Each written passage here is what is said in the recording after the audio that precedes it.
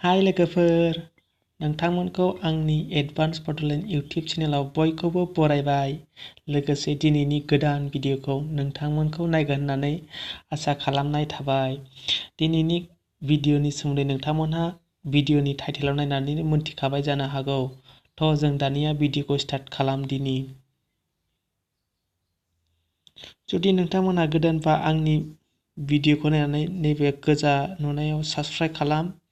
लोगोसे नैबे साइडआव थानाय बेल आइकनखौबो क्लिक खालामनानै अलाव होनानै ला। जुदि नोंथांमोना आंनि गोदान भिडिअखौ नुनो हायो। आं बिदिनो स्कलारशिपनि आरो जबफोरनि आपडेटनि सोमोन्दै नोंथांमोना जाहाथे आं हगारनाय भिडिअखौ नुबाय थानानै नोंथांमोना स्कलारशिपफोर एप्लाइ खालामबा लाब खालामनो हायो। बिदिनो गोदान भिडिअ जाहाथे आं हगारबाय थाबा नुनो हायो। बेनिखायनो नोंथांमोना आंनि चेनेलखौ साबस्क्राइब खालाम। लोगोसे खाथियाव थानाय बेल आइकनखौबो क्लिक खालाम। थ' जों दानिया भिडिअखौ जागायदिनि।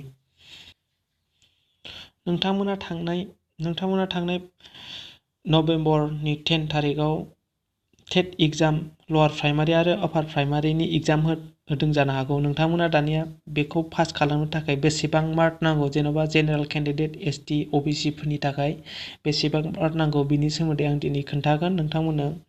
लवार प्राइमारि एन्ड आपार प्राइमारि मोननैबो टटेल नाम्बार, जेन'बा एसटि जेनेरेल केन्डिडेटफोरनि थाखाय 60% मोनथारनांगोन, होमबासो बे टेट एग्जामाव क्वालिफाइ जागोन।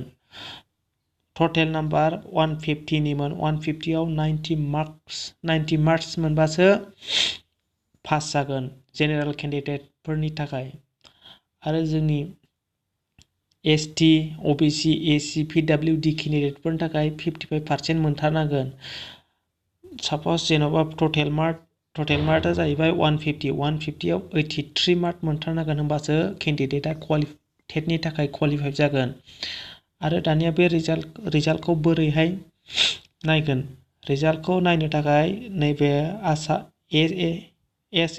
ssa.assam.gov.in आवनो नुगोन। बेयाव जेब्ला रिजाल्टखौ होगोन अब्ला आं नोंसिनो गोदान आरो मोनसे भिडिअ खालामगोन। बेनिखायनो गोदान आपडेट मोननो थाखाय आंनि चेनेलखौ साबस्क्राइब खालामनानै ला।